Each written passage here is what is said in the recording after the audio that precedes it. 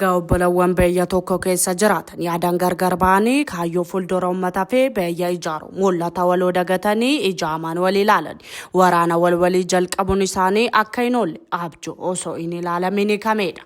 Kan kana nu jechisise irra deebiin seenaa biyya Kooriyaas keessa seenaa kitaabota hayyootaa fi qorattoota seenaan barreeffame garagalchaa yoo dubbisnudha.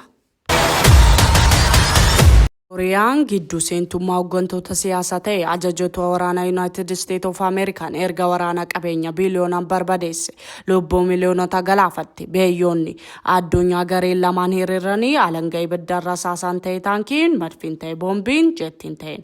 shaamolaa saanjaan lola harkaan illee wal haleelanii kookee wal qabanii wal kuffisanii wal madeessanii akkasumas biyya akka isaan jedhan abbaa keenyaaf yookaan faazarlaandiidhaaf.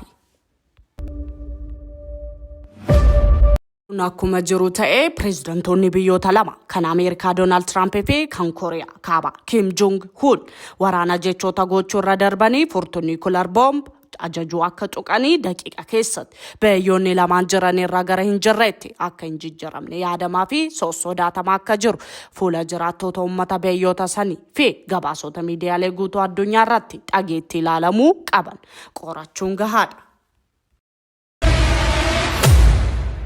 Akka jechama biyya keenya gurri seexanaa duchamuutoo osoo itti yaades ta'e akka tasaa furtuu abbaa boomboota dursaa fi kan barbadeessummaa isaan meeshaa waraanaa isa gitu hin argamneef atoomik nukular boomb pireezidantii nyaaraa guruun akeekkachiisuun dhaadachuun akkasumas filannoo malee biyya akka innis seenaanis jedhu akaakayyuu isaarra dhaalee Kooriyaa kaabaa kan ta'e Kim Jong Un ajaja dhukaasii jedhu osoo eegdota yookaan ajaja pireezidantichi eegan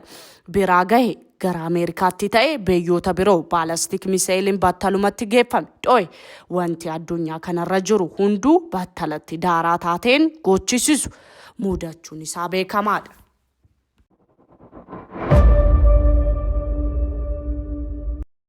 Waldhabdee Kooriyaa keessattuu Kooriyaa kaabaa fi Ameerikaan yeroo fi waqtii kamuu caalaa hammaatee fi hidhattoota niikular biyyoota 9 keessaa tokko kan taate Kooriyaa kaabaa fi dursituun biyyoota addunyaa Ameerikaan waraana atoomik niikular boombii gaggeessanii ofii isaanii qofa osoo hin ta'in addunyaas akka qabaniin kufne jiraataa fi foon uffataa uummata addunyaa guutuun sodaatamaa jira.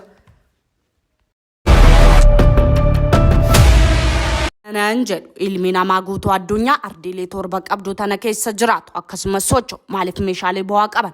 akaafaa fi tiraaktara qonnaaf ekskaavatara fi loodara ijaarsaaf dabalataanis warshaalee dhaabuu lammiileef carraa hojii kan uumu baay'inaan hin oomishu yoo oomishees maaliif kan isa miidhu rasaasa madfii taankii rookeettii boombii fi meeshaalee ilma nama nyaatan afaan nyaachaa ta'anii caalchisee hin oomishu. jedhu gaafii sammuu nama fayyaalessa qabuu fi waan addunyaa keessa jiraatu isa yaaddeessu keessa ka'uu qabudha.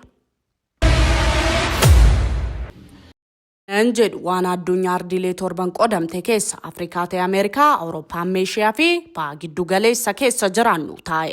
taatee fi sochiin godhamu hunduu waan nu yaaddeessuuf irratti marii sadarkaa fi iddoo argamnu hunda irra kaanee marii addunyaa qarooma keessa hin tuffatamne gocha akkasumas yaada addunyaa tana qaroomse kan ilma nama qabnu kennaa akka rakkoo furamu kan gahee keenya taphachuu qabna. Isini jecha har'aaf xumurree jira nagaan nuuf ta'a.